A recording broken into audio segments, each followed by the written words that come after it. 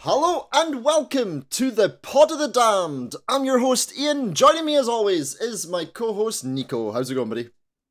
I'm good, how are you? I'm good. I'm very good. Thank you very much. Welcome on in to everyone. Boomer's here in the chat already saying the thing. It's pretty good. Well, that was an easy discussion.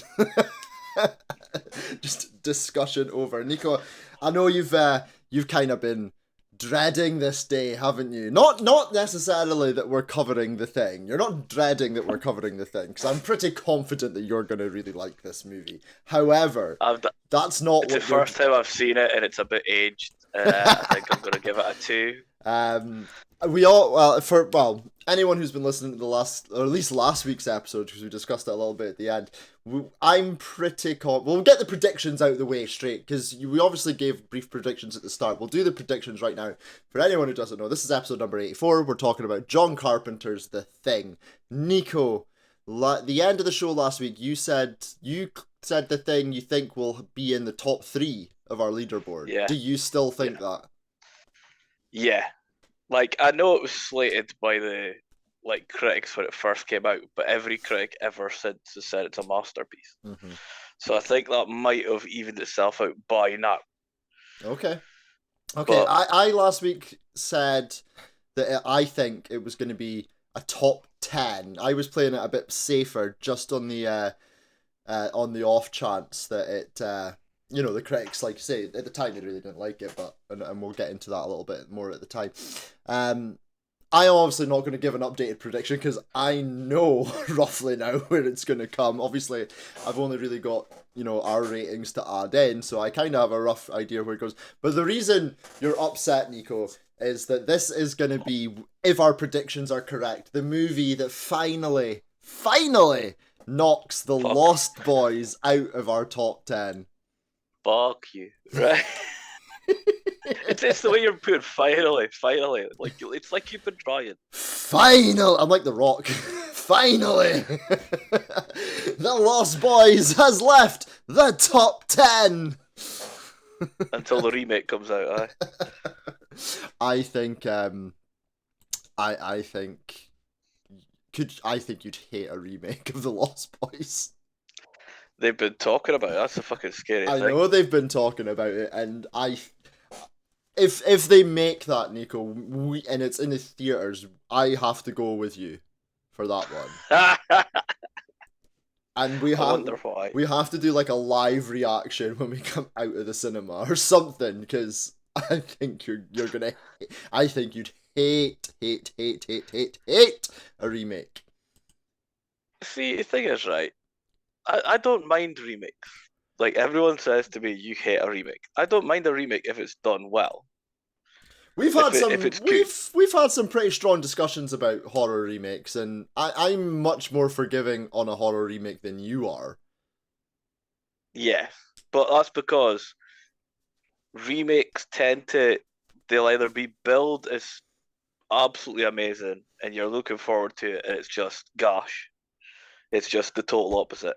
Or it's like, oh, this should never have been made. It's just an utter shambles. Yeah. And then it's the best one in the franchise. I think, and because obviously we're talking about The Thing today, and I think for hardcore horror fans like this isn't like a shocking, but I think for some more casual fans, some of them just don't realize that The Thing is an actual remake. It's obviously a remake of the 50s movie The Thing from Another World, and I think it is pretty widely accepted to be one of the greatest remakes of all time.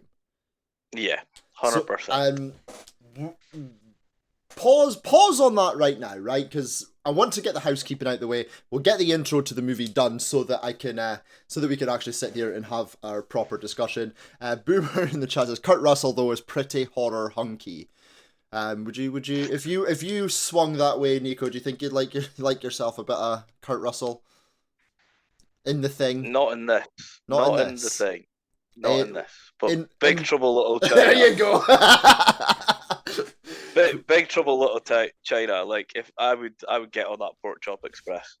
I mean, notice how he's saying it in the movie where Kurt Russell wears less clothing. I know. Just saying. Okay, right, as I said, we are talking all about John Carpenter's The Thing. Before we get into that, just going to do a few quick pieces of housekeeping. If you would like to support us, you can do so on our social media channels. We're on Twitter at Damn Podcast. We're on Facebook and Instagram at Pod of the Damned.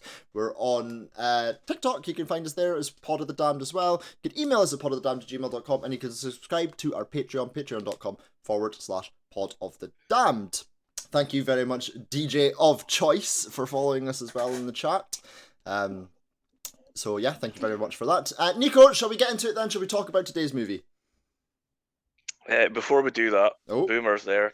Did you watch Becky? Oh yeah, that's right, Becky. Did you watch Becky, Boomer? Because I think I'm not sure if he said he was actually going to. You could answer us in a minute. Are you ready to talk about the movie today?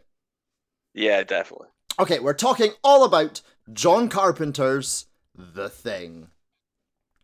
This movie was released in 1982, was directed by John Carpenter, and stars Kurt Russell, Wilford Brimley, and Keith David. The IMDb plot is as follows.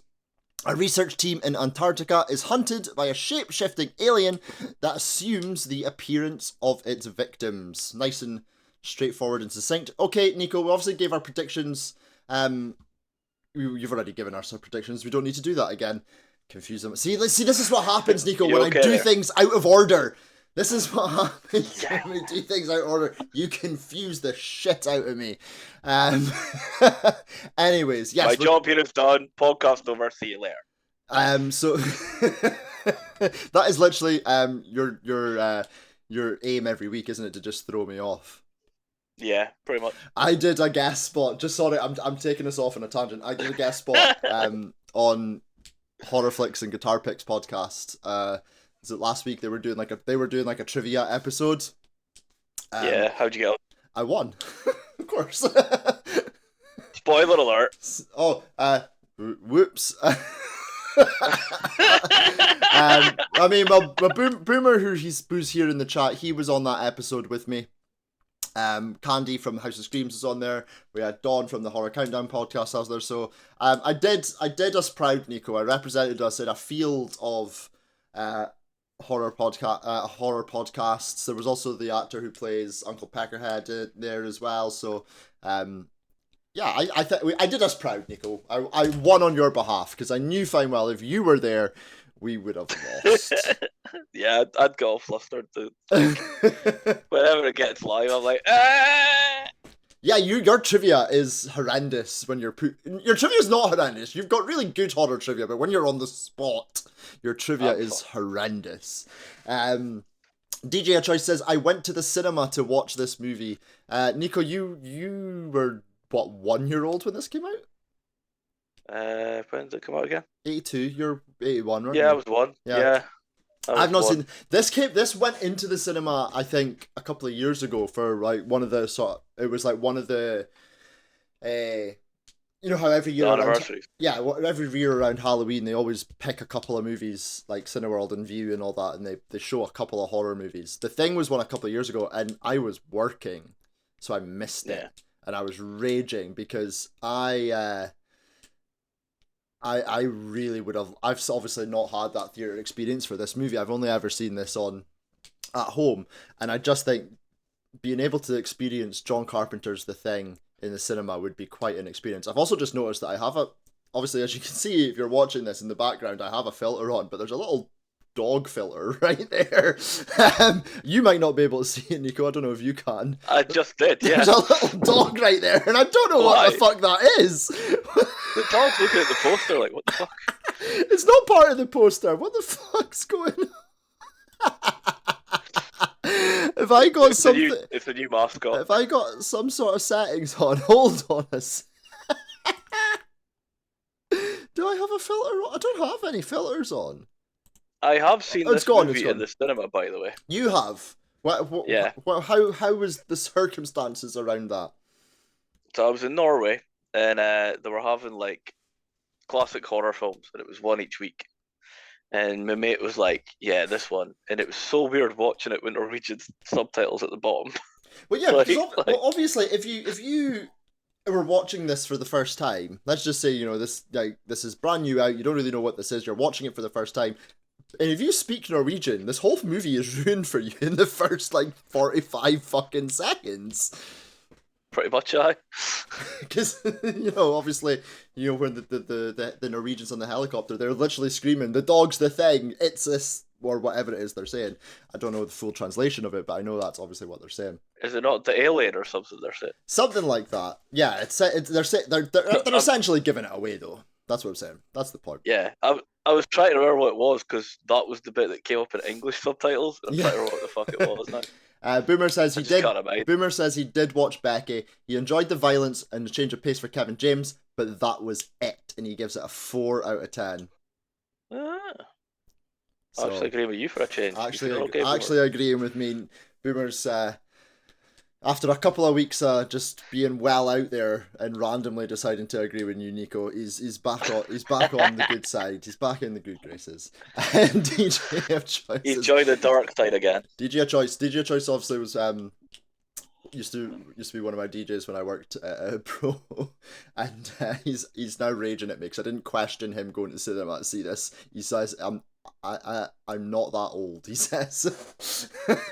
I wasn't making an assumption that you saw this when you were 18 and it was just came out. I know you're not fucking 50, 60 years old. Anyways, so as I mentioned there in the build up, about The Thing.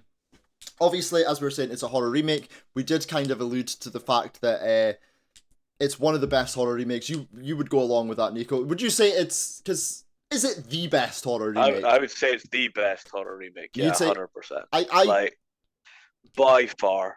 What else is up there for you? It's superior in every way. Yeah, well, I just want to sort of bit of context of it. What else was sort of up there for you in terms of horror remakes?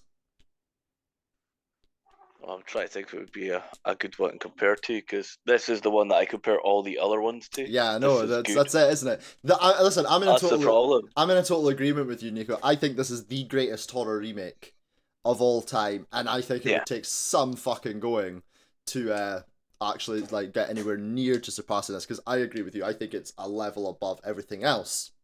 However, I'm a fan of some other remakes. I quite like,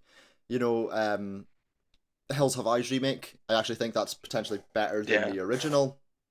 Again, I'm like you, probably most of them are flying out of the head. Friday the 13th remake, I actually quite rate. I actually think that's pretty good. Yeah. We've also got how do you feel about sort of requels, that sort of remake sequels? Because if you include them in as well, then I would put the 2018 Halloween in there, because I think that's fucking possibly the second best movie in the entire franchise.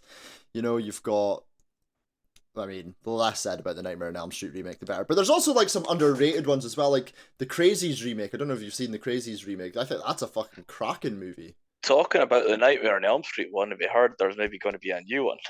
Oh, that comes out. Those rumors come out every single year.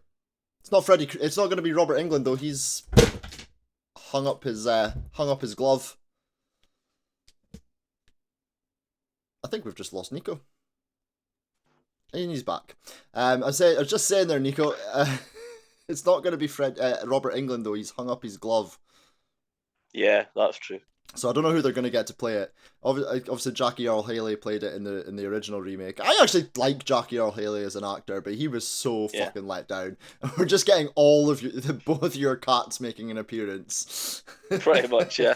Annie went behind me. Shira's coming in front.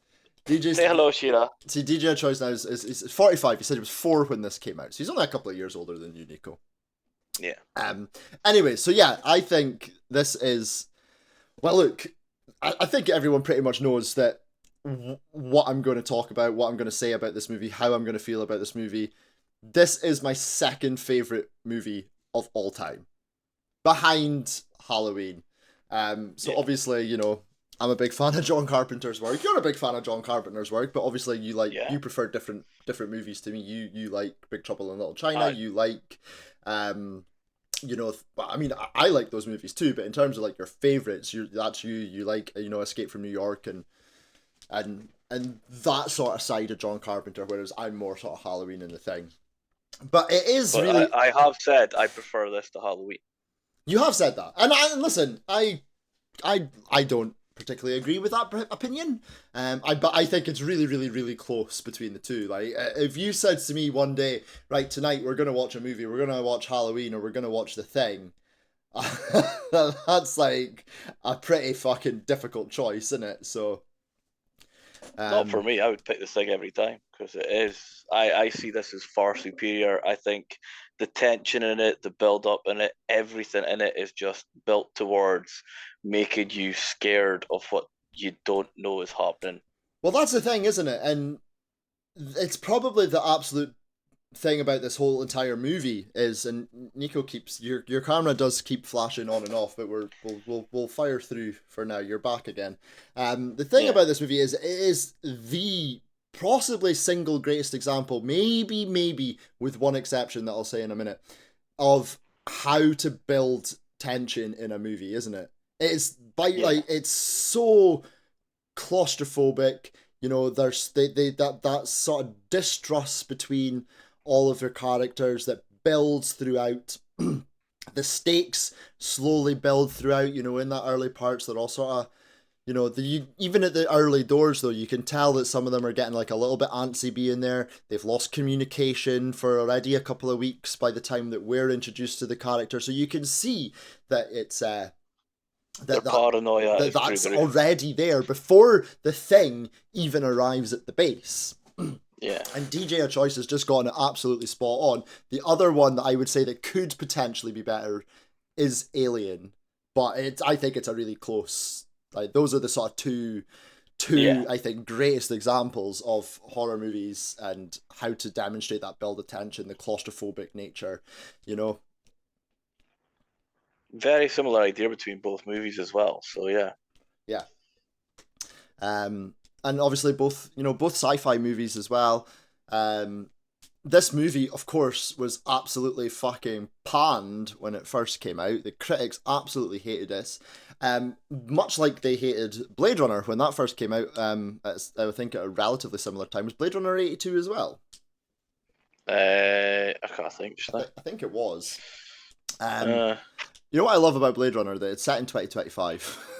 And that's like Yeah. and that's like 2 years away. Where's my fucking flying cars and robots, bitches? But yeah, absolutely critically planned. I think at the time they sort of generally assumed that people were wanting sort of more family friendly movies, because at that point as well you had E.T. coming out, and that was the big success, wasn't it? And Yeah. I listen, I'm not sitting here saying that E.T. is a bad movie. I like E.T. I think that's a good movie too, but You're gonna say this is better. of course I'm going to say this is better, but you know, I feel like that's such a bizarre take from the critics, because this isn't, you know, to say, oh well, you know, E.T. is this movie and this is just you know, this really sort of gory, you know, at this point in time, this could essentially have been considered as sort of torture porn sort of thing. You know how we have that genre now, and that's so extreme for us. In 20 years' time, for people, that might not seem extreme anymore. Whereas now, you Yeah. know, The Thing doesn't really seem that extreme for us, but at the time, it was really, really extreme.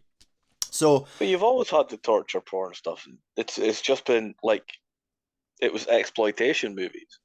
You know what I mean? Like everything from you go back to like I Spit in Your Grave and stuff like mhm. that. You always have those sort of movies. Oh no, yeah, And then you've got the other side of it where it was like cheesy as fuck, where it was basically just cheerleaders running about with their tits out, getting killed by the Invisible Man, for example. You know, they would, or Frankenstein, or literally the monster would change. That's pretty much every story in the 80s. just in case Anna is watching, I've never seen one of those movies, Nico. Don't lie. Show her your favourite one, and she'll see where your kinks come from. She already knows.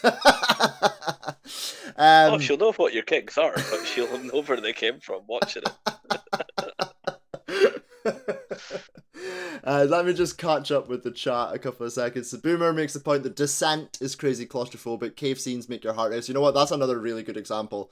And I won't go too deep into that because the Descent is coming up in this podcast in the next couple of months. Yeah. It is on the list. But I think that's another cracking example. DJ Choice, yep, 82 for Blade Runner, we were right. He said, didn't lie. Anna's seen them all. She's already seen them. That's where her kinks come from as well. But yeah, anyway, as I was saying, you know, this movie does, I think, something that so little other movies. Yes, you know, it's very, you know, we can sit here and say we think Aliens may be more claustrophobic, or it's at least a very comparable movie, you know, The Descent. But what the point I'm getting at is that it's a really, really elite group of movies, isn't it? That can claim to sort of have the effect that these movies have. And the point I was making about E.T. is in that whole sort of comparison that they were making, you know, about that being sort of family friendly. And it's like, well, this isn't meant to be family friendly. These movies aren't for the same people. And it really bothers me when critics can't recognize that that's not what this movie is for. You know, if this movie was marketed as a family friendly, bring your kids along to the cinema style movie, and they got this, then yeah, I would absolutely get that it got critically panned. But that's not what this movie was supposed to be. Aye, but it's different. Like nowadays, you'll have genre critics doing the critique for each of the movies, right? Like But us, then for you would example. have one critic.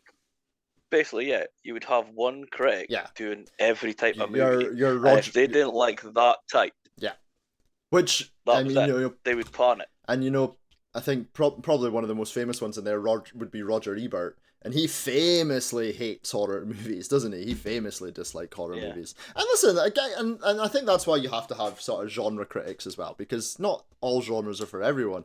I don't think me and you would... You know what, actually? I don't think me and you would particularly enjoy it, but I think we'd maybe have a blast doing like a rom-com channel. Right, there's our question for everyone. Which rom-com do you want us to do for a piss take? Should we do a rom-com for shits and giggles? Let's do a rom-com. Okay. Let's do like anything from the... You guys can pick anything from like that whole fucking Four Winds, a funeral type movie. I mean, we have been talking... We did sort of mention... Preferably not that one. We did mention, you know, bringing back us doing sort of non-horror movies every now and again for like the Patreon and stuff. So... You know, that could be the first one. We could do a wee rom-com. Because remember, we did that before on the old show, but we kind of kept it relatively horror adjacent, didn't we? I mean, we did Die Hard, and I think we did Predator. Yeah, a lot of it was action-based. Yeah, we did Die Hard and we did Predator. Speaking of action-based movies, did you know that the voice of Kurt Russell's computer, you know, the chess machine, the chess computer that he's playing against, that's actually voiced by... Yeah. I'm going to throw quite a lot of trivia in here to the main portion, because unlike the last couple of movies we've done, my trivia section for this is 3 pages fucking long. There's so much. And that's Adrienne Barbeau who's done that voice, who at that time was the wife of John Carpenter. But she's obviously had a successful horror career herself. And she was also the voice of the computer in one of my favourite action movies, Demolition Man. Demolition Man is fucking amazing. Did you know in Demolition Man that they changed the fucking Taco Bell and Burger King? Did they? Yeah. So, like, over here it was Taco Bell that won the franchise wars. Mm-hmm. But, like, certain countries never had Taco Bell then. Yeah. So, the countries that would have Burger King instead, there was Burger King, and I can't remember what the other one was. There was another one as well. It was like Panda Express or something. I can't remember. That's why the sign looks so weird. Okay. You know what I mean? Because when you see the sign for Taco Bell, it's been superimposed on it. Fair enough.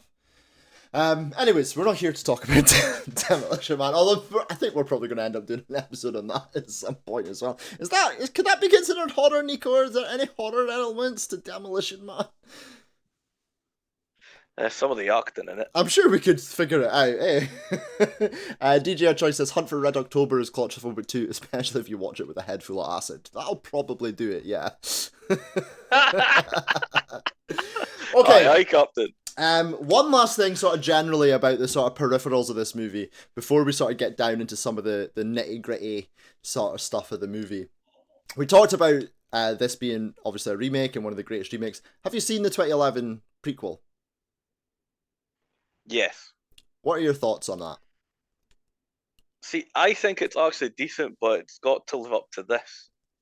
So this is probably the best of all that sort of claustrophobia stuff. Mm-hmm. That movie is actually all right, but it doesn't touch this, and it's disturbing it, and it's a shame because it's actually all right. Nico, I fucking hate this episode because I completely agree with you. I think 2011 thing is actually a pretty fucking damn fine movie, but like you say, it's never going to compare. They've also gone for CGI in that movie as well, which doesn't help. And I Yeah. remember when that movie came out, and it was really heavily panned by a lot of people for that use of CGI. Because we'll obviously get into it here, but the use of practical effects in this movie is like almost like nothing you'd ever seen before, isn't it? But yeah, I actually think the 20... don't get me wrong, they've aged, but it was the first time they were trying it. Yeah, but I mean? you say so they haven't aged well. Do you think they're still do good. you think the practical effects in this movie haven't aged well? See the bit with the head when the head comes off. Mm-hmm. That bit's really bad, and I mean really bad. Like if you look at when they do that with practical effects nowadays, it's so much better. I mean, yeah, don't get me wrong. That's the one that you notice. Don't get me wrong. Like, obviously, practical effects are a lot better now as we progress and advance and things. I wouldn't say that any of the practical effects in this movie have aged particularly badly. They have aged. Don't get me wrong. They have absolutely aged. I wouldn't say they've aged badly. I think when you look at a lot of the other movies that were coming out at the time that were using sort of practical effects, specifically in horror movies, and for people, there'll be people who are watching this channel now and are looking at the sort of images of this movie flashing up on the screen that involve some of those practical effects. If you look at those sort of still images, the practical effects still look fucking amazing. And this movie is now, over 40 years old. I'm not saying all of them are bad. I'm just saying that bit, fucking for me, like rewatching it now and watching that bit, it looked horrible. Like I was like, that's the only one. It was like, for fuck's sake, really. I remember the first time I saw that, and I loved it. I disagree. I still think that holds up. Don't get me wrong. Like I was saying, they've definitely aged, but I think it definitely holds up. I think that whole sort of spider head scene, and it also has one of those really famous fucking lines in the movie where you just look at one of them's just looking at it and it's like, you gotta be fucking kidding me. Yeah. But like the bit with the dogs, like the tentacles coming out and all that, they're pretty cool. They're cool as fuck. But then you've got the other bit further, just spraying a dog with goo, and you're like, pure bastard. You know what I mean? Well, like, obviously, it's been a bit of a talking point in our last couple of episodes. It's going to be a talking point again today, because in our last episode, when we talked about Becky, we discussed the dogs dying in that movie, and I was not for it at all. This this movie, I have no issues with the dogs dying in this movie. And this is probably one of they're huskies, poor bastards.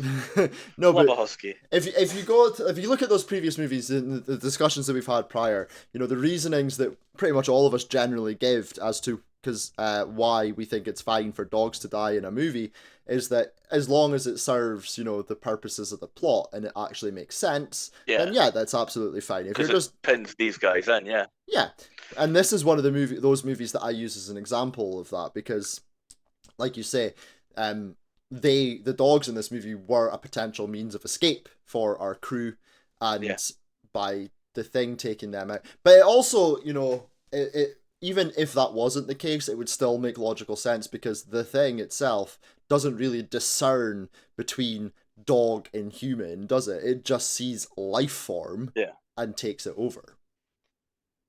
Yeah. So the whole thing with the dog and everything, everyone goes, but as you say, sleds on them and they'd be out there in a heartbeat. Mm-hmm. So it's understandable that the dog takes that out first. It sees that as the main threat thing. But I do feel the bit where it squirted away.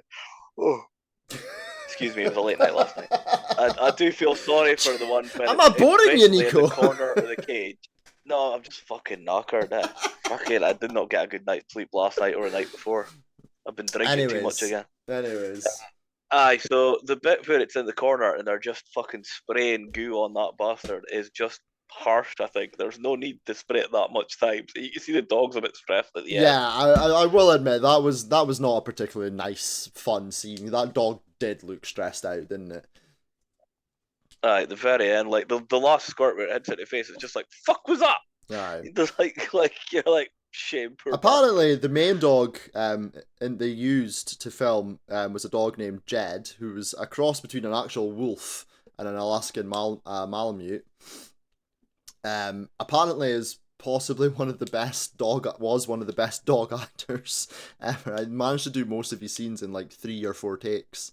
Never once looked at the camera, and apparently was just overall a very good boy. Good. He was a good dog, and if he's, I'm assuming, well, I can't believe I'm assuming he's dead now. It's fucking 41 years ago. If he's nay, he's got to be like, he'll look like this thing more now than he did with makeup on. Oh. Right. Poor bastard if he's still alive. Right, let's talk, because one of the big things that we always talk about in this movie is, villains and horror villains, and one of the big things that we always talk about, especially in some of those movies where there's a lot of people in there that we don't like, is having a villain to root for, right? In this movie, and I think when you look at it from a scary factor, if you're looking at this from people who maybe, do watch sort of horror movies to be genuinely scared, because that's obviously not the reason that we really watch horror movies anymore. Maybe once upon a time it was, but those days I think have long gone for the both of us. Is a villain like The Thing possibly one of the most sort of scary villains you could have? Because you can have, people can be scared of your big monsters, your Michael Myerses and your Freddys. You can be scared of like your Universal your Draculas and werewolves and Frankensteins and all of those various sorts of things, and any other creature that you can think of. But in this, there is no personality to the Thing, but it can literally be anything. Yeah, like it's a cellular level killer. You know what I mean? That, like when they do that fucking weird computer thing where it's showing the simulation and all that, you're like, that is not aged well, by the way. No, I'll give you that one. That one's definitely not aged well. I'm doing better right now. But once that's basically it. But again, you've seen that scene now. But again, we mentioned Alien earlier. The computers in that movie haven't aged well either. I know. So, anyways, you were saying. To the moon. But yeah, no, fucking, this movie is great when it comes to that fucking bit where all those, like, it's a cellular level villain which basically can get you from just a drop of blood, pretty much. You know what I mean? Can get you with that goop stuff that you fucking done. But it's one of the things as well, and one of the, this is potentially one of the reasons why, I might have thought this. I know obviously you love the movie, but things you might hold against it, right? Because as we discussed before, you're a person who likes to know fucking everything that happens and the reasons why they happen. And this movie leaves so much open to interpretation. There's so many unanswered questions in this movie. First things first, we'll talk about the big one, will we? Yeah, come on, just let's get straight to it. Okay. What is your theory of the ending? My theory on the ending is that neither of them were the Thing, and they both agreed. And they both died of hypothermia. I think that laugh at the end is him like, fuck, I got it wrong. Well, because that's the thing. The theory is he's thinking. The theory is that when he threw him the bottle of whiskey, it's actually a bottle of gasoline. Aye, the Molotov. Aye. Yeah. And obviously, Childs being the Thing doesn't know what gasoline tastes like, so just drinks it. And the laugh is sort of MacReady realizing I was right. He is the Thing, and he's a way to get frozen again. But I disagree. I think it's the opposite. I think they're both uninfected. I genuinely think he throws him a bottle. He has a drink. And he realizes then that it is fucking human. Yeah. and he's like, we got it, we fucking did it. I think that's what that laugh is. Yeah. Do you know why I think that? Why do you think it? Did you ever play the Thing video game that came out? I think it was in the early 2000s. It's an old PS2 game. I think it came out in like '02. Yes, and his child's not fucking dead at the very start of it. He dies of hypothermia, but McCready obviously survives for the game. Yeah, And John Carpenter has since came out and said that that's canon. right. So yeah, then fair enough. I didn't know he said that was canon. I just thought it was for the game. But I thought that before that anyway. He has also came out and said slightly contrary stuff as well. So I would take that with a pinch of salt. But I just think all those things combined, for me, that feels like it would be the most sort of logical reason for that.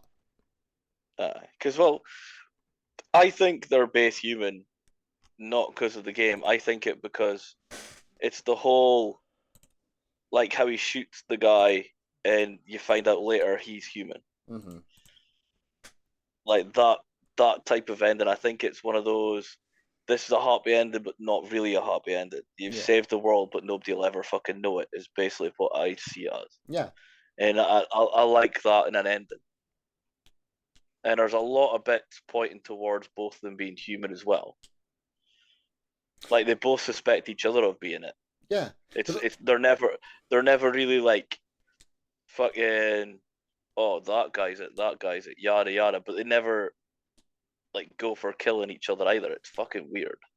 Well, that's it, isn't it? Because like the seeds of paranoia and tension are sown so much throughout this movie. You know, for half the movie, we're kind of convinced that McCready has been taken over by the Thing. You know, someone plants, I'm assuming plants his clothing, his torn clothing, which leads them to think it's his thing. We never find out who did that. He does say that as well. He goes, "Do you not think the Thing it would have planted it to make you think that?" Yeah. Because that's the thing. He's basically standing there with the dynamite, going, "I've got a thermal detonator." You know what I mean? Yeah. Like fucking Star Wars totally stole that bit. Like I love that. I love that whole fucking yeah. I'd rather blow us all to fuck than basically let it take over the world. Yeah. Well, that's the thing. Plus, the other one's coming at it from the other way.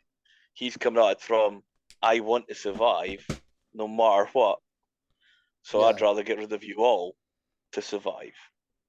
And not in an alien way, in a fucking human being way, because humans are evil, sick, twisted fuckers when they're basically put in a corner. Yeah, well, I mean, you mentioned that sort of computer simulation as well. The computer simulation says it would take 27,000 hours for the Thing to effectively take over the world. Yeah. I did the maths, and that works out at 3.1 years. So it would take just over 3 years for it to take over the world. I don't think that's that fast. See, the thing is, that would be the whole world. So that would be like the pockets of resistance it slowly takes over. That would be the hardest thing for the Thing to take over. It would be the tiny little villages. I mean, it didn't take them long to take over this entire facility. It eventually killed everyone. I mean, I know the time span of this movie is a little foggy, but it looks like it takes place over, what, a couple of days? Aye, but the difference is they're so confined, it's unbelievable. Whilst, say it was trying to take over Aberdeen, could you imagine it trying to take over every single fucking building? It would probably take one look at a lot of us and be like, nah, you're alright. You're alright, God. See you later. Let's move on then. Let's talk about, because if we're talking tension and we're talking anticipation, I don't think you can think other movies do it better, but I don't think there's a scene that does it better than the blood testing scene. The blood testing scene, Is, right? is that where you're at right now in your viewing? Yeah. I mean, yeah. So it made me jump for fucking years. Even though you knew it was coming. You know what I mean? Even though I knew it was coming. Like, even when I went to see it in the cinema, I must have seen it about 10, 20 times before that. And I'm the foreigner in a foreign land, you know what I mean? Yeah. I'm surrounded by folk that are talking in Norwegian and stuff, and I'm like, looking at them like, I just fucking creamed my fucking cell here. What the fuck, you know what I mean? They're a shit in my pants, you know. Oh, And it's a great way to fucking test it, though.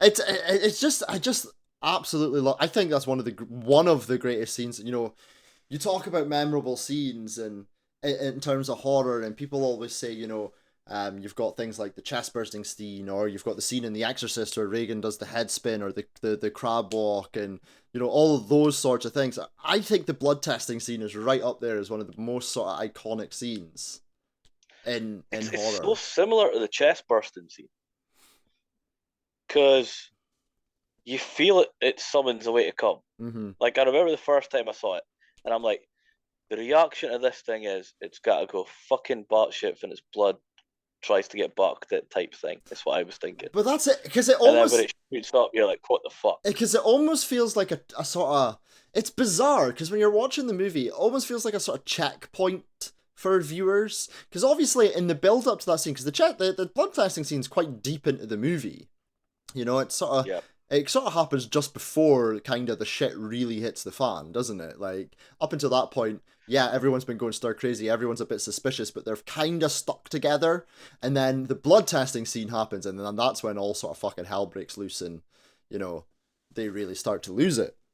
But obviously, up until that point, us as viewers, we've all been sort of formulating our own theories. We've been signed at there being like, right, this is who we think could be infected. This is who I believe to be infected. This is who I believe to be good and bad and blah, blah, blah. And the movie does lean into certain characters, making you sort of dislike them more than others. Like, I think we'd struggle to find anyone who's really fucking rooting for Gary in this movie. You know, and for example, and then the scene almost acts like a checkpoint for us, just to sort of be there and be like, let's see if you're right, sort of thing. Yeah. So it exactly that. That's pretty much the way I see it as well. So it is a point where you know that you've either got something right or got something wrong. Mm-hmm. And that halfway through the movie, I love, because you know it could change from that. It's not going to finish like that. Somebody else is going to get it.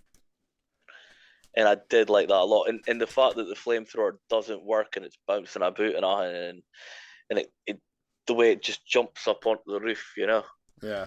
It's fucking, it's brilliant. And then, of course, you know, I'm pretty sure that, like you, I'd rather not spend the rest of this winter tied to this fucking couch. like, see when he does that scene, it's so well done. It's the gaffer that's like, yeah, I'm right, I'm fucking right. Like, it's that gaffer you've got to work. What I love as well about this movie is, like, if you sit and look through this movie, the kills are so varied, right? You have that's the blood testing scene where, you know, the transformation is huge and, you know, frightening, and it's really in your face. The same with the sort of dogs turning scene, you know, that scene's really intense and it's big and blah blah blah. But you also have someone who kills themselves off screen. So we lose a character without even sort of knowing it, you know? We have one of the characters just being shot. We have sort of characters being turned off. Like, there's such a variation in how everyone meets their end. And I think that adds to the sort of terrifying nature of it. Because if you've got, let's just say, for as much as I love him, a hulking brute like Michael Myers chasing you, he might kill you in a vaguely sort of creative way, but it's going to be physical, it's going to be hard, it's going to, you know what, that sort of thing. You know what to expect. Chances are you're probably going to get killed by stabbing. In this movie, the characters all meet their ends in such bizarre, like, such different ways. I think that adds to the fear factor as well. Yeah, and I love the fact that, like, when they're doing the kills and stuff, it's not just they're killing the thing each time. They have killed humans as well. They've got it wrong. Yes. The paranoia's got to them that much. They've made the mistake. And I like, there's not a lot of movies that'll do that. Yeah, as well, because, you know what I mean? What I like about this movie is that they really hammer that point home as well. Because I think is it Clark that Mac shoots? I think it's. I can't imagine it's just past as well. I But think it's Clark that Mark shoots. So forgive me if I'm wrong. Anyway, he shoots somebody dead, believing them to be the thing, and then when they test his blood and realize that he wasn't the thing, you know, they have that line in there from Childs where he's like, "Well, I guess that makes you a murderer." They really, yeah, really hammer that point home, and I think that's a great thing to have done because it would have been really easy for them to just gloss over that, kind of keep moving on. You know, we want to make MacReady this sort of hero, but they really yeah, hammer home the point that he just shot a guy. yeah. And I love that in this Yeah. movie. I think that is one of the best things. But like you talking about the bit with the sofa where he's like, "Get me off of this fucking couch." Yeah. He's like before that, you can see the two of them with the flamethrowers pointed at him. Like, I really want to pull the trigger. Really, like they're dying to kill their gaffer because they're hating this cunt, thinking he's the thing. And when they find out he's not, their faces are like, "Fuck." Yeah. You know, they look disappointed, and that's part of it I like as well because it's the whole, you know, you're building your hatred up so much, it's disappointed you because you got it wrong. That's it. Yeah. Like the paranoia and the distrust for each other is led to sort of it's led to more than that. It leads to sort of general character sort of dislike, if you will. And to the Yeah, point where they're just literally wishing that certain people would be the thing so that they could be dead. yeah. Like even the scene where the hands get bitten off Mm-hmm. going into the chest, you know, like that's That the thing is that's a scene that is epically good, and folk forget about it because of all the other shit that's happening. Well, that's the thing, isn't it? Because there's so that's the thing, because there's so there's so many sort of key talking points and key moments in this movie and big memorable moments. You know, we've talked about the big sort of final battle. We've talked about the blood testing scene. You know, we've talked about the spider head, which takes place just after the sort of the chest mouth. I don't know how would you describe that? The chest mouth scene, the chest opening scene, the defibrillator scene. Maybe we should just call it Yeah, that. You know, we've talked about the dog transformation scene. You know, there's so many kind of like just holy shit moments in this, because that's the thing as yeah, well. That dog transformation scene, right, is fantastically epic. It's a huge scene. It's gross. It's disgusting. It's gooey. It gives you that sort of icky feeling. Combining that with the fact that it's about dogs, so people will be getting really sort of up in arms about that. It's a really, really, really important scene. It would be really easy for a movie to not be able to sort of top that scene. yeah, But this movie does it, and does it in a variety of ways. Not only do you have the defibrillator scene, which is huge, but they then top that off with the head spider, which obviously, you know, your thoughts on some of the effects on that aside, is a particularly, again, gruesome and cruel and gross scene. And, you know, playing on people's fears, because people are naturally sort of fearful of spiders, and the way that head moves with the legs, you know, that's going to yeah. freak people out as well. So it tops it that way. And then you have this the blood testing scene. Also, can I just say actually about the blood testing scene, there is absolutely two things: no need for them to cut themselves so much, and no need for them to cut themselves on that part of their finger. Why? Because, like, they don't just, like, prick their thumb, they cut, like, from the nail fucking down. That's gonna hurt like a motherfucker. The cut from there sideways. It's not Aye, the but middle. they It's don't need to, sideways. aye, but they cut it so fucking much. Ah, that's a painful one. Like, that's a fucking Syrian. Yeah, There's no need. they're definitely getting a bit of tissue in it, are they? But the thing is, it makes a change from slicing down the hand, which every other horror film does. Which also, again, unnecessary. But you need a lot. Well, you You need a bit of don't, blood I in it don't to see the think, reaction. I don't, says who? The movie doesn't set that out. Says, well, just it looks like you Exactly. need it I anyway. don't think they do. You need a few drops at most. See, they could have just cut out the middleman and fucking like heated up and jabbed it in their leg. Could have done anything, really, couldn't they? I mean, I just think it was a wholly unnecessary cut. But yeah, anyways, back to my sort of point. Obviously, like, you know, about the head scene, sort of surpassing, not even a case of surpassing the dog scene, because the dog scene's immense as well. Just matching it. And then you've got the blood testing scene, which Yeah. for the 90% of it is so different. It's so tense and quiet, and like you're absolutely on your edge of your seat.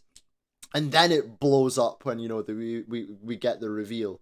And then you've got the big fight. You know, there's just so many moments in this movie. I think that the pacing of this movie is perfect. Yeah. And that's a word Like, I don't use often. yeah. Like, even when they find the alien craft underneath, that's a really cool bit. Yeah. Like, the thing is building its way out. Yeah. So it's wanting out of here as well. Well, that's the So thing. it's not like it's not like it's a stupid thing. That's the thing as well, because obviously you have this sort of we have this sort of scene earlier in the movie where Blair kind of goes crazy and loses his mind, doesn't he? He's gone completely stir crazy. He knows what's going to happen. He's got the cabin fever. Like, he just wants to fucking kill everyone and get out of there, right? And then so they lock him in his cabin, which is obviously separate to the different room. And they have this sort of, and he's kind of forgotten about for a little bit, but they revisit him. You know, there's that scene where they revisit him and he's just sitting there eating, and he's got a noose. He's got a noose, and he's just like, look, I want to come back inside now. And obviously, at some point during the movie, the thing has gotten to him too, because he was building the spaceship. Aye. You know, but see, I think he was human when he went in that. I think the thing got him after the noose was made. Yeah, so do I. I think he was human when he went out there as well. Yeah, because the thing wouldn't make a noose. Only a human would make a noose. Yeah. The thing will have no concept of killing itself. Absolutely none Especially whatsoever. by that. Like, you see what happened when the head came off with the spider thing. Yeah. So if it's going to hang itself, then it's going to have zero effect on it. Yeah. No, he was absolutely 100%. Human. The thing also wouldn't try to kill someone by like shooting them like he does, you know? Yeah. You know, that's not how the thing operates. So Blair, I don't even think it's really a debate. I think Blair was just fully, you know, human when he was banished. And him being left out there. And was essentially left out there to die. Yeah. Do you think when they visited him, because obviously when they visited him and we see the noose, and he's asking to come back inside, do you think he's the thing at that point? Yes. And him asking to come back inside, I think him asking to come back inside is him trying to sort of infect everyone. Yes. Okay. That is exactly what I think, because he's already dug out the thing underneath. He's already started building the contraption at that point. But he's thinking to himself, fuck it, it'll go quicker if I just infect everyone. I think that's what that is. Okay. Just wanted... Is there anything we're going to disagree on this? I don't think so, because we're looking pretty... Apart from the head, Apart from the head scene, that's it. There's a couple of other sort of talking points. There's a couple of other unknowns.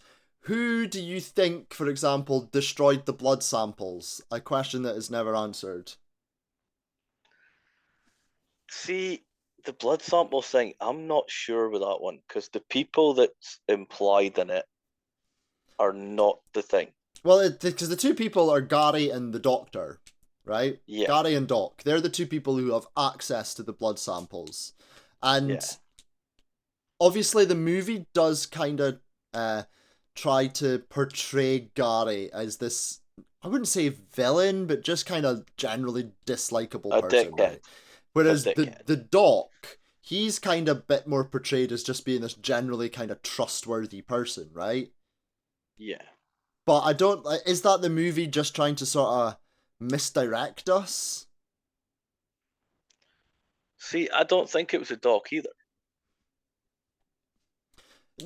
I mean, this is the thing. Like, I don't think it was the Doc either, but it who else could it have been then?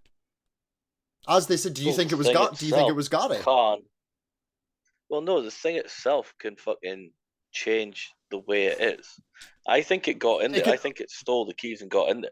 It can only change the way it is into other sort of life forms, though. It can't change its way into inanimate objects. No, but I'm saying I think it So had you, an extra wee hand that so, picked up the keys and well, just that's fucking did well, what? that. No, because this is what I'm thinking. Right, there's a moment where Doc says he gave. I think Gary's got the only key, and Doc took it off him at one point, right? I think that's what's Yeah, implied. And Doc says, "I gave the key right back to him." What if it wasn't Gary he gave the key back to? He just thought it was Gary. yeah, that's a bad thought There you actually. go. See. Boomer's in the chat still. He's saying he sometimes does. One issue he has with the movie is that he sometimes has trouble differentiating between the characters. I think that's fair enough. I Because get that. there's a point, right? Cause so obviously, I was doing my research as always for this movie, trying to figure out what people think about it. And when we cover every movie, regardless of what I feel about it and what I think you'll feel about it, I always try to find out the views of people who don't like the movie, because I Yeah, want to, number one, I want us to offer that balance on the show. But number two, sometimes, if someone doesn't like this movie, they can point things out that you might just not be able to see from our own perspective, just simply through the fact that we like the movie. You know what I'm saying? aye. Plus the bad reviews that folk put up are absolutely hysterical. Yeah. However, when I was looking at those reviews, there only really seemed, apart from people, generally who people are like, oh, it's boring, but can't really give you a reason for why they dislike the movie. They're just like, this is shit, and then that's their whole review. Aye. The people who actually gave proper sort of negative reviews, I could only really find two reasons why people hate this movie. Number one was that they killed the dogs, which Yeah. we've already talked about. Number two is that there was no women in this movie.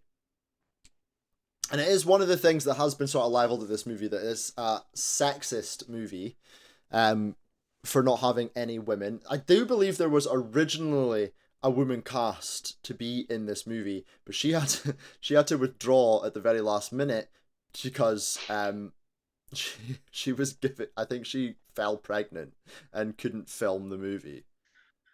So she got her own thing. She got her own thing and couldn't film the movie. Um, just I listen. I don't think this movie is sexist. I think if you look back at the times, the majority of people who were doing these sorts of things it was a male orientated. I think this is just one of those things that it was a sign of the times sort of thing. Yeah, because I'm not being a dick. It is a sign of the times because, well, it was the early 80s, late 70s, Yeah. that this is basically sort of set in. And in those days, you didn't really hear of a female exploring shit, did you? No, So, yeah, like I say, I like, in, just I just wanted to quickly address that on the show. It is the other major sort of criticism that I saw online, from people around this. So obviously wanted to just give it its sort of moment, and see what you thought but about that. I agree with you. I don't think it's a sexist movie. I think far from it, and it's just I one think it of those stays things. realistic. Yeah, I think it stays realistic because back then, I'm not being a dick about it. It was the way it was that, and this is what a lot of folk yeah. We're not moan saying that's when you right. say it's the way it was. Exactly. I'm not agreeing with it, but what happened back then was if you were a female, you never got promoted because they thought, well, you're going to get pregnant, you're going to fuck off for 9 months, and all the research we've done, especially in science and stuff, is going to go down the fucking pan because we've got to explain it to somebody else. That's the way their mindsets were on that stuff, so they never did fucking help women in science, Yeah, which was a fucking disgrace, yeah. but they still did it. DJ Choice in the chat says, "I think it's just overthinking from a modern, twisted victim mentality." I think there Yeah. is a part to that as well. I think we do, and probably us as well, Nico. I think, although I like to think that we're a bit more level-headed about these things, and like I say, we're only giving this part its air because that is the general sort of criticism out there. But I think in general nowadays people do tend to sort of look at something, whether it's a movie or something, immediately go, oh well, there's no of this type of person. There's no women in this movie. There's no black Uh, people being represented. There's no Asian people being, you know what I mean? And then automatically go, therefore, this movie is sexist. This movie is racist. This movie uh, is XYZ. you're noticing that a lot with like TV shows nowadays. They've always got to have a token something, and it's not a good thing doing that. You know what I mean? It's put it this way: if you're doing a movie from back in fucking Scottish Highland clearances days, you're not going to cast somebody that's black or Asian in it. But then they'll say it's racist because you're not doing that. And Yeah. I think you're better sticking to what would actually be there. It's the equivalent of being in Egypt and having a heap of white characters in it. You shouldn't really do that. You should have folk from the Middle East I and believe Egypt. that's happened quite a few times, Nick. I know, but I'm saying you shouldn't be doing it. Yeah. Listen, I don't want to get too bogged down in this debate because I don't think it's a debate that's really worth having over the thing. And you know, there's because the thing isn't anything to do with it. Yeah. The whole Like point in of, this, well, the whole point you, about the you whole have literally the black, whole you have white, you have people that are researchers. well no, but literally is the whole point. It's The whole point of the thing is that it doesn't discriminate. It doesn't care. It will just kill. If you are a life form, it will kill you. That is the whole point of the thing. It doesn't even care if you're human. Yeah. And this movie is quite progressive. It had black people in it that were scientists in the 80s. That would have pretty much never really happened. So it's actually quite progressive. Did have to have the black people listening to a bit of Stevie Wonder though.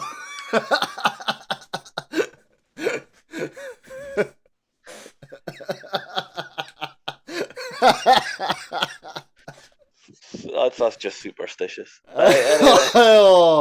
Oh, get off this podcast. Anyways, Boomer in the chat. I've heard some people say the effects are dated. I don't think it's true, but I do know people who think that. I think those people. Aye. You think one effect is dated? I think that's true, but still bit different. Anyways, I've pretty much covered. I think because I think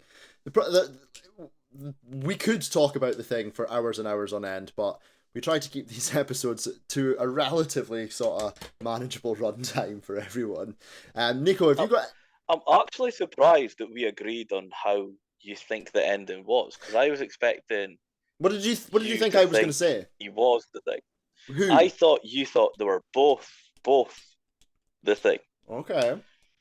But then why? Which is another theory. I mean, so I guess that would. I've heard that one.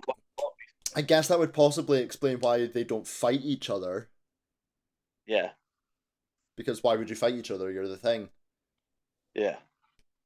And the laugh is laughing because both of them are a thing, so they're going to get away. Yeah. So that's the other theory on it. I'm the total opposite. I'm with you. I think they're both human. I actually do have another question that I forgot. We obviously was talking about some of the unanswered questions of this movie. When the dog goes into the room to infect the first person, we see a shadowy figure.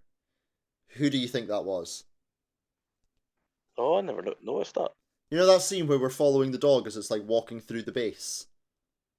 Yeah. And it goes into one of the rooms and we just see the shadow of whoever's in that room. And that's the first person who gets infected. Yeah. Because the first person that dies might not necessarily be the first person that was infected. That is true, actually. You know? Because that's the whole thing. Like, the whole point is they obviously do that scene where the blood testing scene does kind of set us out. But, you know, by that point, we've lost, 4 different characters? Yeah. So who knows which one was the first one that was infected? Obviously, it wasn't Clark. Clark was human. And Norris dies of a heart attack, doesn't he?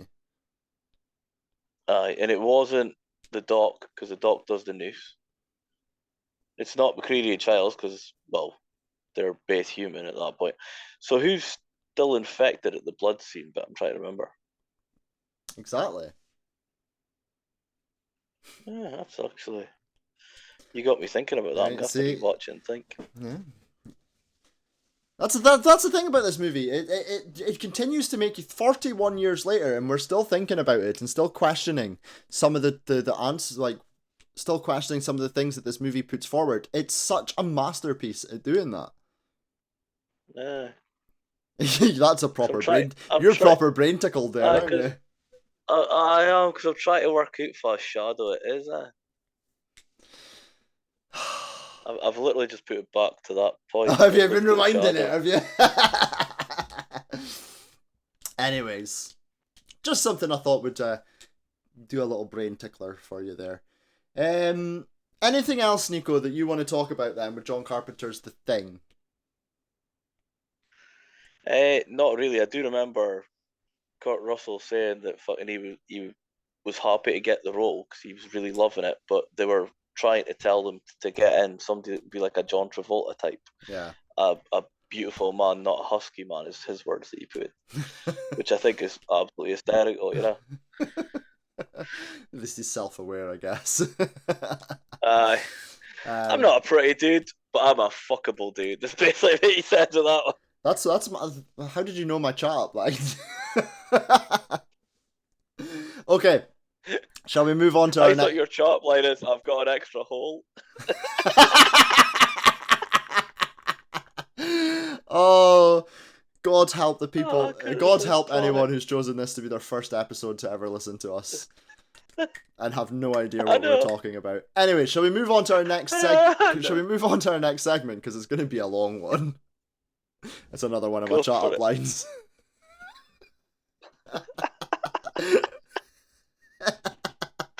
Okay, we are talking about some trivia. As always, we start off with the finances of the movie. According to IMDb, this movie has a budget of $15 million and grossed worldwide $19.6 million. So a complete and utter bomb at the box office. Yeah. I hate to admit it, for as much as he's possibly my favourite director of all time, a bit of a general theme with John Carpenter's movies is that they bombed at the box office. Obviously, there's a couple of notable exceptions from that, Halloween probably being the main one, but a lot of his movies really didn't do well at the box office and were really critically panned at the time. He's very much a director that's sort of had his day long after the movies were released. Yeah, he's good at doing cult classics. He's good at doing those ones that everyone's like, right, you've got to see this fucking movie. But And that's then like the DVD and the video would start, you know. He got like he had like his one legendary movie, which is obviously Halloween. That movie, regardless, you know, if I know there's a big large portion of people who really don't care for the Halloween franchise, whatever. But you know, that is his legendary movie, isn't it? And then I think The Thing is a legendary movie as well, but that will probably go more down in the sort of cult status because of how poorly it was received at the time. Yeah. Just before we move on, Sorry, I'm still trying to think of who it was. Boomer says he heard a piece of trivia says that apparently the Shadow is someone from the crew posing as one of the base members because John Carpenter didn't want people figuring it out, so he put like an unfamiliar silhouette. So who do you think was first infected then? Is it Bennings? I think Bennings was first infected. I think it's Bennings. Anyways, John Carpenter. Off the top of my head now, just thinking about it, I'm thinking probably Norris. Norris isn't the Thing though. He dies of a heart attack. Is he not the one that the chest thing does it? Oh yeah, fuck. Eats the heart. Because that's the only thing I'm thinking off the top of my head. I just forgot that he was like one of the most important kills in the whole fucking movie. Anyways, moving on. Because he fakes the heart attack and then that's why I'm thinking he might be the first one infected. Could be. Anyways, moving on. And he spends a lot of time with the dog and like the dog's licking his hand and stuff. Sorry. Anyways, just my brain overworking. Moving on. Hey, you made me do it this way. I fucking said it 4 times, Nico. Moving on. John Carpenter has stated in many interviews that of all of the movies that he's ever done, this is his favourite movie. So this is John Carpenter's favourite John Carpenter film as well. This film I know that because I mentioned that when you said about Halloween. Yeah, I know. This film is considered a benchmark in special effects makeup. The effects were created by Rob Bottin, who was only 22 years old when they started the project. So he was super fucking young. That's quite an achievement for someone at that age to pull something like this off. Yeah.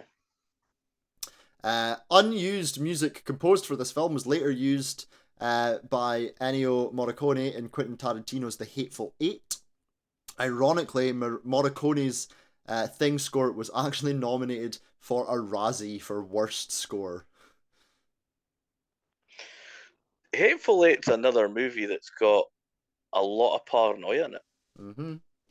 But the score is perfect for a good. movie like that. The score complements that so well. We didn't actually talk about that. The score complements that build of tension so well throughout the movie. Boomer says most crazy heart attack of all time. Yeah. Boomer, who do you think was first infected? Good question. Who do you think was first infected? The producers obviously attribute the film's disappointing box office performance to audiences' desire for a more benign interpretation of an alien presence on Earth as a result of Steven Spielberg's E.T. the Extraterrestrial, which was released several weeks prior. According to John Carpenter, he takes all of his failed movies pretty hard, but the film's initial negative reception disappointed him the most. Not only was it a box office bomb, but critics panned its gory effects, tone, and characters. Vincent Canby called it too phony looking to be disgusting, so he says it looked like shit effects wise back then.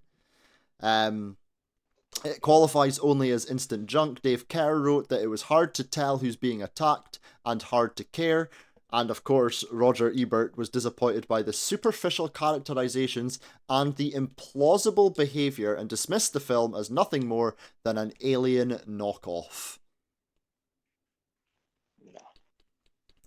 Carpenter was initially particularly upset when Christian Nyby, the director of the original The Thing from Another World, publicly denounced Carpenter's version, saying, "If you want blood, go to the slaughterhouse. All in all, it's a terrific commercial for J&B Scotch."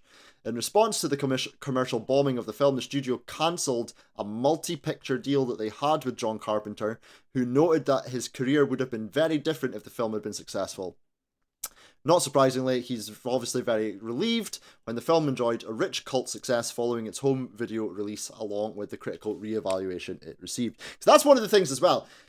You mentioned Big Trouble in Little China. If this movie had been a success, you would never have gotten Big Trouble in Little China. Yeah, I know. It's like, genuinely, this movie is so good. I just can't believe the critics just hated it. Yeah. Well, I mean, that again, like you say, but again at the time, like you said, they weren't using sort of genre critics, so. And you only had like 3 TV channels over here. Exactly. Yeah, I remember you had 2 ways of seeing the critics in when there was 4 channels. Mm-hmm. And that was late night on BBC Two or like about 8 o'clock on Channel 4. And one was on a Tuesday night and the other one was on a Thursday night. And 9 times out of 10, they fucking agreed with each other. Yeah, I know. It was mental, isn't it? And that was just in the UK. Mm-hmm. Exactly. I mean, I don't know what it was like in the US back then. Maybe Boomer can enlighten us a little bit.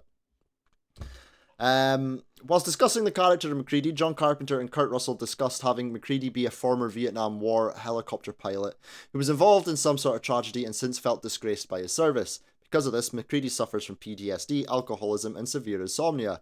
The backstory ultimately didn't make it into the finished film, though it explains why MacReady, I was going to call him Rick Meady, MacReady was awake to hear the dogs whining and why he isn't fazed by the grotesque violence. It also adds deeper context to the line, "I'm a real light sleeper, childs." So that's the sort of backstory to him. He's a disgraced Vietnam War veteran. Okay, right. Casting MacReady proved to be very difficult, and many A-list actors met with Universal and read for the role of MacReady, but nearly everyone turned it down. Do you want to know the names of some of the people who turned this role down? I'm sure you know a few of them. Come on, Ed. Give me them. Jeff Bridges. Yeah, I knew that one. Christopher Walken. I didn't know that one. Could you imagine this? That would have been mental. Could you imagine him? Imagine this movie with Christopher Walken as MacReady. Roy Scheider. Yeah, oh, fuck that, no. No. Chris Christopherson. See, I like Chris Christopherson. I reckon he'd have been a good McCready. Not Tom as good as Russell, but Tom Atkins. no. No. I mean, there's a whole host of other people. The screenwriter wrote the script with two people in mind. They wrote the script with Harrison Ford and Clint Eastwood in mind. Would you have preferred either of those? I do like a bit of Ford. You do like, okay. But So, Clint Eastwood, no thank you. I do like Mr. Han Solo, Indiana Jones. McCready would have been good in that too. Yeah. The majority of people turned it I down. think he's one of the only ones who's done it better. Yeah. The majority of people turned the roles down due to their issues with scheduling, filming in extreme cold, and are appearing in a B movie. So there you go. Toby Hooper as well was originally slated to direct and co-write this film before John Carpenter became attached to this movie, but he had something very different in mind. Have you read this? No. So Hooper's version would have been drastically different from the Carpenter version, featuring an alien that did not shapeshift or assimilate and following an Ahab-like character named the Captain, who goes on an epic quest to find and kill the Thing. The film would have served as his own film and as both a remake and sequel to the 1951 film with little influence from John W. Campbell Jr.'s novella, which Hooper openly found to be boring. Hooper also wanted the film to be a horror comedy with slapstick humour. It was pitched as a swashbuckling action-adventure epic, a modern-day Moby Dick set not in the ocean, but at the bottom of the world, Antarctica. Producers were appalled by this pitched script and eventually fired Hooper, with one of them later saying, "We avoided a disaster. It would have been one of the worst movies ever made." Yeah, I don't think that sounds awful. That sounds terrible, doesn't it? Yeah. Here's to you, Ahab. Right. As I said earlier, according to John Carpenter, one crew member originally was going to be a woman, but she fell pregnant and it forced her to leave the production, and she was replaced by a male. Yeah. Bernie Casey, Isaac Hayes, Jeffrey Holder, Ernie Hudson, and Carl Weathers were all originally down for the role of Childs. I knew about Carl Weathers. Well, there you go. They were originally... Ernie Hudson almost landed his role, but eventually lost out to Keith David. I think Keith David does a pretty fucking good job. I really like Keith David as an actor. We've obviously talked about him in the They Live as well. I wouldn't mind seeing a fight between the two of them too, so McCready and Childs. What, like a Roddy Piper Keith David style fight? Aye. Boomer just brilliant. Boomer just says, "Wow, Toby, that sounds horrible." Yeah. John Carpenter's next project was going to be 1984's Firestarter, but he lost the gig when the thing didn't do well at the box office, and that's when he had to go and make movies like Big Trouble in Little China. In the video game tie-in, also called The Thing, it's revealed that McCready survives, is picked up by a search and rescue team while Childs freezes to death. John Carpenter has stated that the game is canon. Multiple... This is the final piece of trivia.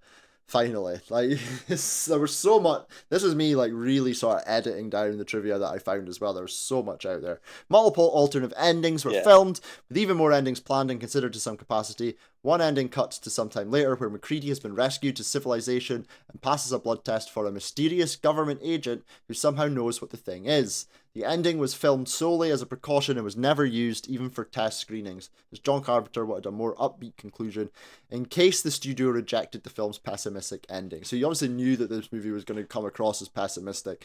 Filmed a positive one, even though he had no intention of using it. A third ending simply showed Childs getting up and walking away into the snowstorm, leaving McCready to perish alone. Again, this ending was never used. Some proposed endings that went unfilmed included a climactic showdown between McCready and Childs, a rescue chopper arriving just in time to save them, and the two men committing suicide with one final stick of dynamite. I think I would quite like them to have just committed suicide. Yeah. That sounded so bizarre. That one I heard about. But that's the one that I'm like, I hope he does say it because I know that one.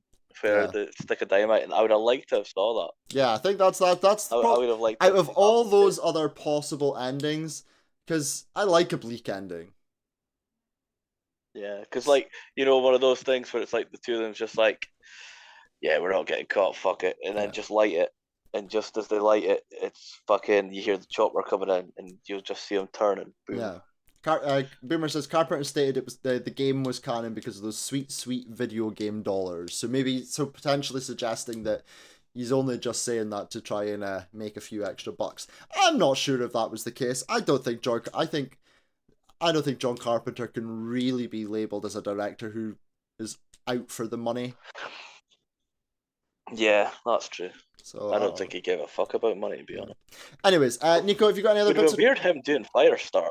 yeah, any other pieces of trivia? Not off the top of my head, because you covered the ones that I want to cover. Okay, I'm pretty good at doing that, Nico. Yeah, you're very good at doing that recently. It's getting annoying. Anyways, let's move on then to our final segment, which is the ratings and the reviews. As always, we will start off with the critics' scores. IMDb has this movie rated an 8.2 out of 10. Metacritic, though, only has it at a 5.7. So, Nico, what do you think the Rotten Tomatoes critics and the Rotten Tomatoes audience have scored this movie? So I think the 8.2 to convert, so 82 for critics, 82, 83 for critics. And I reckon it'll be like 10 more for viewers, so it'll be like 92, 93. You are pretty much spot on. The Rotten Tomatoes critics scored this 85% fresh. The Rotten Tomatoes audience scoring it 92%. Yes, that was on the money. That was on the money. Critics' consensus was grimmer and more terrifying than the 1950s take. John Carpenter's The Thing is a tense sci-fi thriller rife with compelling tension and some remarkable makeup effects. For once, Nico, I agree with the general critics' consensus. I think they've gotten it spot on. I'm actually surprised the critics are 95. I never thought it would go above 92, 93. 82, 83.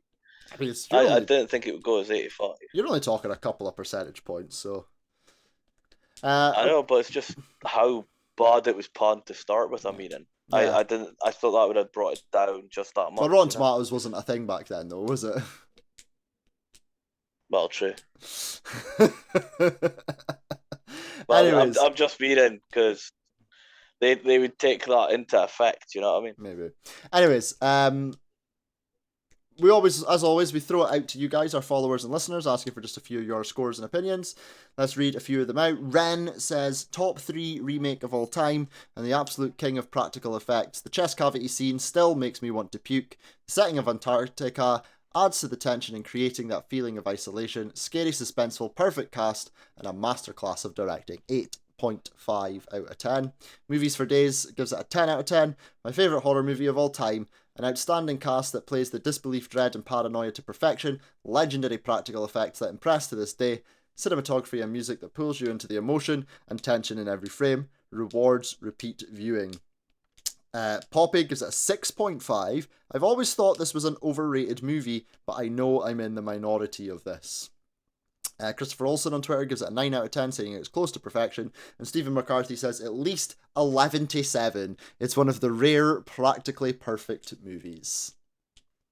So all in all of our listeners and followers across our social media channels gave John Carpenter's The Thing 9.3 out of 10, which they've only given one movie ever a higher score. Our listeners are pretty generous most of the time, although they have been harsh on a couple of movies, I think. But the only movie that our listeners have rated higher is Halloween. See, I'm on the other end of that. I think fucking this is better than Halloween. Boomers in the chat says 10 out of 10. Can't think of something I would rather ding for it. So that just leaves us then, Nico. On a scale of 0 to 10, what would you score The Thing? See, I'm hating to say this because it's knocking it out of the top 10, but it's a fucking 10. You giving it a perfect 10? This is just, yeah, the tension, everything, like Aliens the same. It's just, this is a perfect movie. Like I said about the head aging not well, but put it this way, It it's doesn't been how matter. many years now? It doesn't matter, does it? Exactly. And the thing is, it's just so good.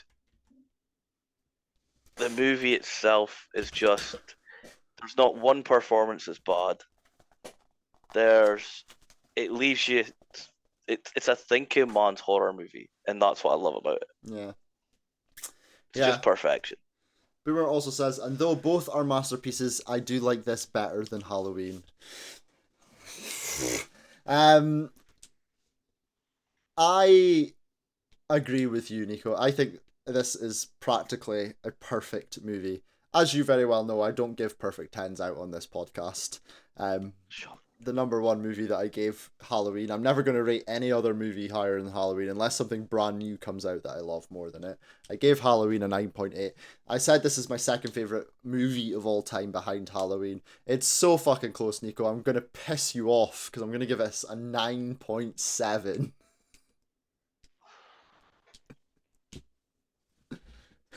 See, it should go up in 0.5. Just this point fucking. Oh, fuck you. You really fucking hate it when I do that, don't you? I do. It's like you've sat down in front of your. You've been like this at the start of it, like, what number will piss him off the most, right? I'll do that. You've worked out in your. It didn't really bother you that much when I did it for Hellraiser. Still got to me, I just stifled it more. You stifled it better. I think this movie's better than a 9.5, but I can't rate it higher than Halloween. Halloween's my favourite movie of all time. But this is better than Halloween. So I adore this movie. It's one of the greatest movies of all time. Halloween is a better movie. But I'm just surprised you never gave both of them a 10. But no movie is perfect. I said it's practically perfect. So you're telling me that this isn't perfect. So what are you taking those points off for? And in 2023, I will take some points off for the very, very few effects that have aged badly.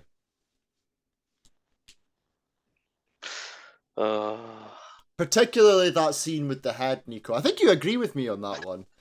Fucking you. You're just hating the fact that I've just hoisted by your own petard. Even she's like, what the fuck?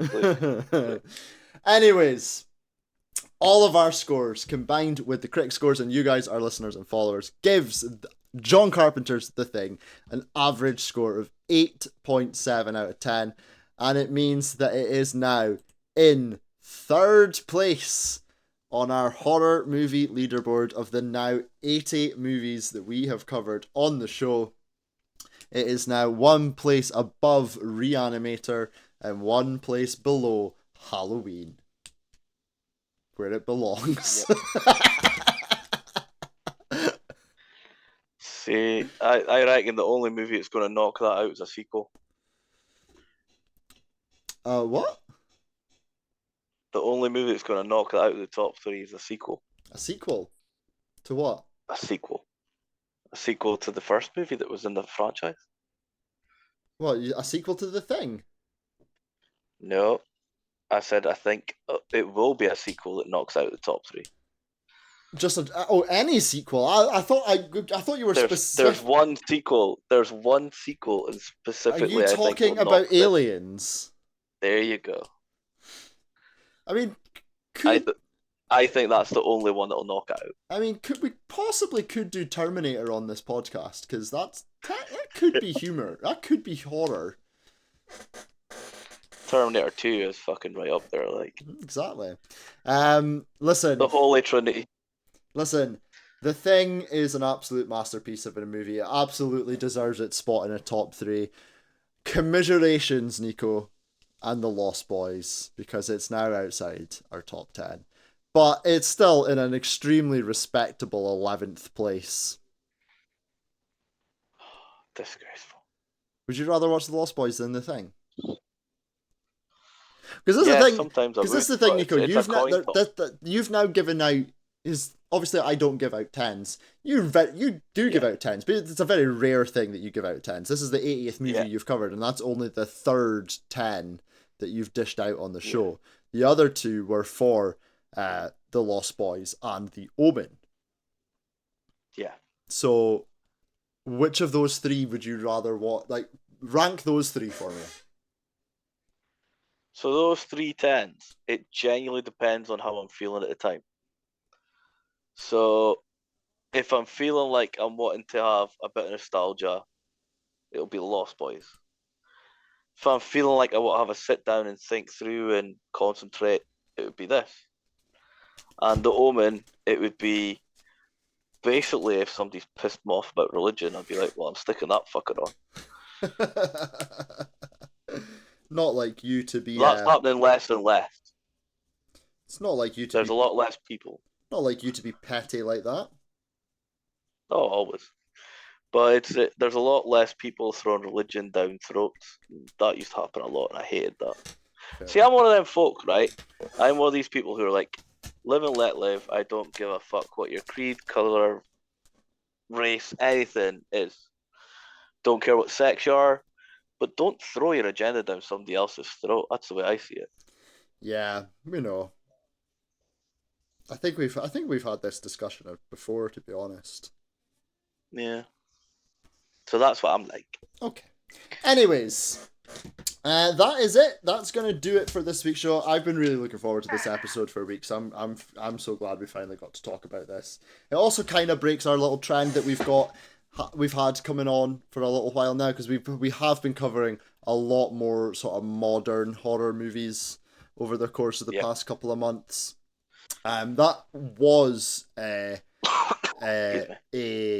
conscious effort on our behalf, though. We did that purposely because we felt that we maybe not given modern horror movies as much attention as they should. So we will still be doing that over the course of the next couple of months.